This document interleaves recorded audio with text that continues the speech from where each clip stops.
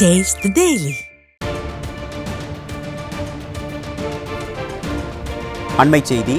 செங்கல்பட்டு மாவட்டம் கூடுவாஞ்சேரி அருகே சாலையில் குளம் போல் மழைநீர் தேங்கியிருப்பதால் வாகன ஓட்டிகள் தத்தளித்தபடி செல்லும் அவல நிலைக்கு தள்ளப்பட்டுள்ளனர்.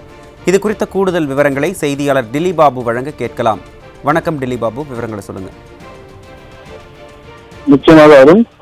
பிக்பா புயல் காரணமாக செங்கல்பட்டு மாவட்டம் முழுவதும் கடந்த 2 நாட்களாக கனமழை பெய்து வருகிறது. குறிப்பாக நேற்று இரவு முதல் பெய்து வரும் மழை தற்போது வரை நீடித்து வரும் நிலையில் பல்வேறு இடங்களில் மழை நீர் தேங்கி பொதுமக்கள் கடும் சிரமத்திற்குள்ளாகி வருகின்றனர். இந்த நிலையில கூடுவாஞ்சேரி அடுத்த நெல்லிக்குப்பம் பெருமாட்டுநல்லூர் சாலையில் மழைநீர் தேங்கி குளம் போல் காட்சியளிக்கின்றன.